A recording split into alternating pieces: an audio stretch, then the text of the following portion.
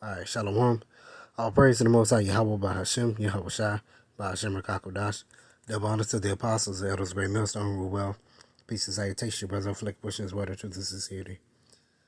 All right, I got two videos that I want to play here. But this is going into the uproars in Ecuador, or a vision of what's to come here in America. All right. So I want to play this video here.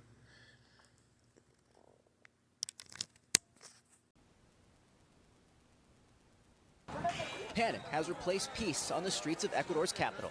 Quito, a city of 2 million, now virtually at a standstill as violent clashes between protesters, police, and soldiers continue into their second week. Today, demonstrators have set fire to tires, creating a haze in the midst of the chaos. Thousands of protesters supporting indigenous groups are demanding gasoline prices be cut by 45 cents to $2.10 a gallon. Similar.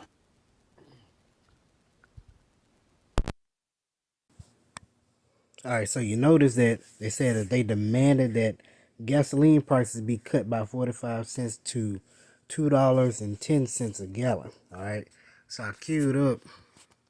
Let's see.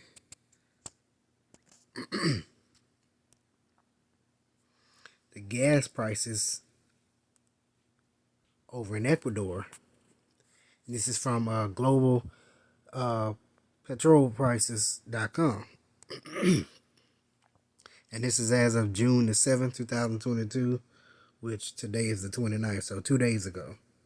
All right. It says that as of right now, their average is $2.44 a gallon. All right.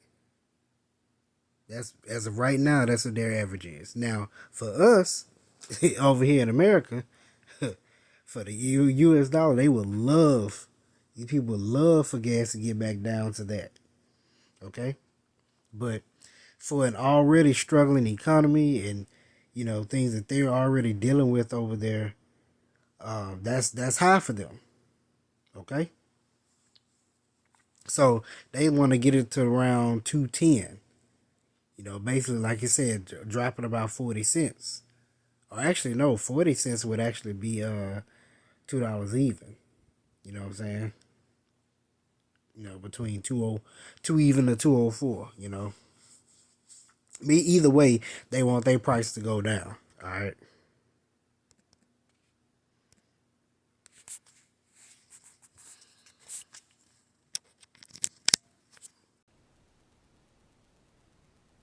Supporting indigenous groups are demanding gasoline prices be cut by 45 cents to $2.10 a gallon.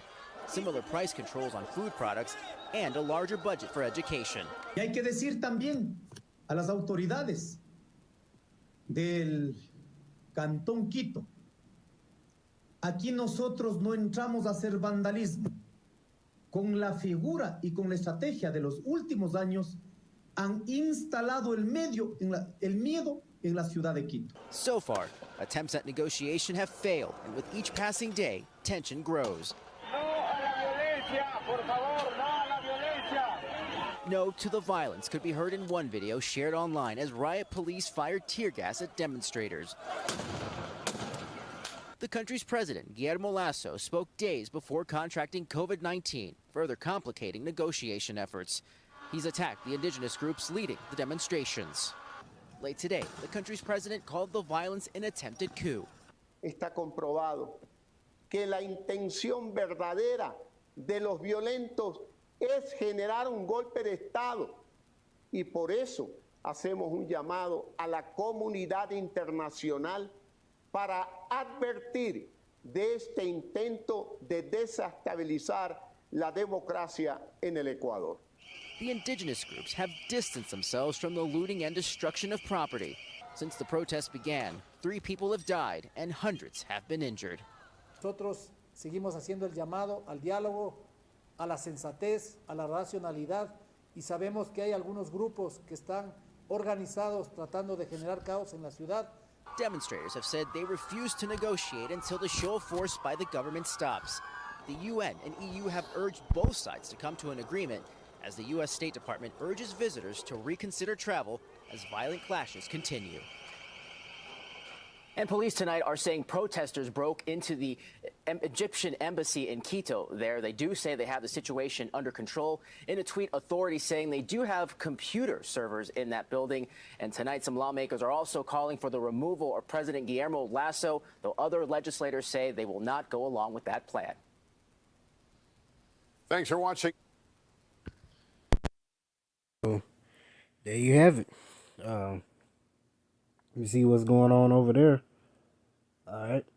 That's due to inflation and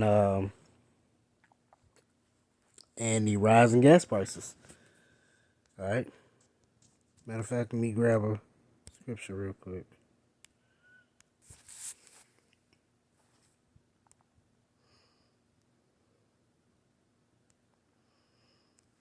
This is 2nd Ezra chapter 6. Verse 22, and suddenly shall the sown places appear unsown, and the full storehouses shall suddenly be found empty. All right, because it's going to get to a point to where food will become a scarcity. It'll become even more scarce. Okay, as prices of things go up, as supply goes down, and demand goes up, it's going to become more expensive and more scarce. Okay, even to the point where if it becomes even more expensive, you may even, like, I'll just give an example. Say a loaf of bread costs $20, and you might have the $20 for that one loaf of bread. But guess what? There is no bread. And what happens then? Verse 23, and the trumpet shall give a sound, which when every man heareth, they shall suddenly be afraid. At that time shall friends fight one against another like enemies, and the earth shall stand in fear with those that dwell therein. The springs of the fountains shall stand still, and in 3 hours they shall not run. All right. So friends gonna be fighting against each other. Okay. Why? Let's get why.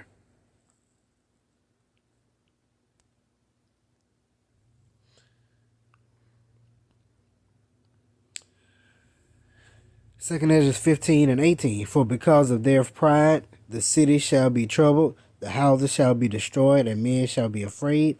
A man shall have no pity upon his neighbor, but shall destroy their houses with the sword and spoil their goods. So they're going to steal the food. Why? Because of the lack of bread and for great tribulation. All right? So like I said, you might have the money to purchase it, but is it going to be there? Okay? And if it's not, we got to find out who got some and go take it. That's how simple it is. That's what it's gonna be. All right. I got another video on a play for you. It's gonna kind of go into the inflation over here in America. All right. The cost of everything is up. Inflation has surged to levels we haven't seen in 4 decades. 8.6% year over year. You have to go to 1982 to find a higher number. With higher prices on food, to gas, to rent, inflation impacts everyone. Whether you're watching TV or standing on the checkout line, signs of record high inflation are unavoidable. In the last year, food prices are up 10%, new vehicles 12.5%, and gasoline almost 50%. In economics, inflation is defined as, quote, persistent substantial rise of prices related to an increase in the volume of money and resulting in the loss of value of currency. In other words, your Snickers bar costs an extra 25 cents. So what's driving the rise of prices? Our Brooke Silva Braga gets a crash course. Jacob Goldstein is a financial journalist known for explaining complicated economic concepts to non-economists. Right on time. Hey, man. Good to see you. Thanks for doing this. So we pulled him away from his podcast, What's Your Problem?, to take a road trip exploring America's problem with inflation. It's journalists in cars getting expensive stuff. I'm ready. Let's buy everything. Everything, it seems like, is getting more expensive. A Whopper with a medium fry and an Impossible Whopper with a medium fry. 2326, drive up, please. Okay, thank you. Good thing I didn't order a Coke, huh? Two of the biggest categories jumping in price. Thank you. Food and fuel. I mean, gas is incredibly expensive. It's extraordinary. It's gone up so much so fast.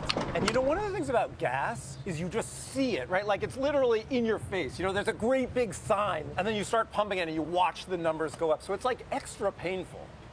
And it's expensive because of the war in Ukraine. Largely, right? Yeah, I mean, Russia invaded Ukraine. Russia's a huge supplier of oil. You know, people aren't buying as much oil from Russia, so that's a big part of it. Add to that another supply problem. Refining capacity lost during the pandemic hasn't fully recovered.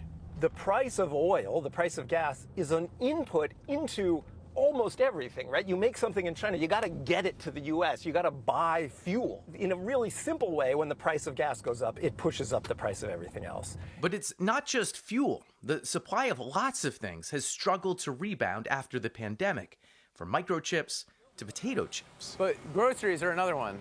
Yeah, huge. And obviously really important, right? Like not something people can not buy. At Morton Williams Supermarket in New York City, manager Douglas McKinley told us he's never had so much trouble placing orders. What's hard to stock? It's across the board. Almost every vendor has an issue. Is there baby formula on the shelves right now? No, we don't. We haven't been able to get that. In just a year, eggs here have almost doubled. And why are they so much? Because of the bird flu. But of all the supply issues contributing to inflation, I mean, I will say $3.50 seems like a lot for a bag of pretzels. None are as important to economists as the supply of workers. Right now, for every American looking for a job, there are 2 job openings. So unemployment is at this historic low now, right? And sort of weirdly, that's a big part of the reason inflation is so high. It can be hard to grasp at first, but low unemployment is both good for individuals and sometimes problematic for the economy because it means employers have to outbid each other for the few available workers. And what shops like this, what lots of businesses have to do is raise wages, right? And the way they can afford to raise wages is by passing the cost on to you, by raising the prices. And so that's what's happening across the economy right now. Unemployment was low before the pandemic too, but what's different now is the combination of all those supply problems and pumped up demand. Look, the problem is the economy overheated. It overheated in part because the government didn't just inject money into the economy at the start of the pandemic, but again last year. There'll be $1,400 checks. Approving a record $1.9 trillion stimulus, while interest rates stayed at historic lows. In retrospect, the government should not have put so much money into the economy. At the time, one of the few people who warned that stimulus brought inflation risks was former Treasury Secretary Larry Summers. So I just used economics and said when you have too much demand and not enough supply, you tend to get inflation. And unfortunately, that risk has come home. Now, Summers has the ear of President Biden. I was talking to Larry Summers this morning. And offers a gloomy view of the road ahead, pointing out that every other time unemployment has been this low and inflation this high, the result has been recession. I hope we can achieve the proverbial soft landing, but it would be a first time if we did. To contain inflation, he said we'll need an unemployment rate above 5% for several years, an outcome that would mean millions of Americans out of work. It would likely be accomplished by sucking money back out of the economy by raising interest rates. Fed Chair Jerome Powell already announced a hike this month by 0.75 percentage point. Summers says we need much more. It's not too late to bring the situation under control, but we're going to have to accept some real pain and dislocation in order to do it. And we're not quite there yet. We're raising, but not enough. But I think we're likely to have a ways to go. I think we're going to have to push interest rates quite far up. House for sale. Yeah. Our road trip with Goldstein ended back in his Brooklyn neighborhood, where the same type of home he bought just last year might not go for quite as much just now. Interest rates are going up. Interest rates for mortgages are going up a lot. So we expect that means house prices will stop going up so much. In some places, they might even go down. That should help cool inflation, but economists don't agree if we've turned the corner quite yet. Has inflation peaked? I think inflation's more likely to go down over the next several months than it is to go up, but I'm not sure it's down forever. I think it's a mistake to assume that we've seen the worst of inflation. Do you assume we have not yet seen the worst? My rule in life is always to hope for the best and plan for the worst. After 2 years of the pandemic, war, and international strife that brought us here, uncertainty is one of the few things we've gotten used to paying for. For CBS Saturday Morning, Brooke Silva Braga, New York. I mean, so you see, they plan on inflation, going down and things getting better. But that's the problem. Things are not getting better. They're getting worse. Because one thing is that they do not bring out is these problems are not going away. Okay? These problems still persist. There's still a chicken shortage. There's still a corn shortage. Okay, you still have food processing plants going up in flames. Okay, the supply chain bottleneck is still a problem.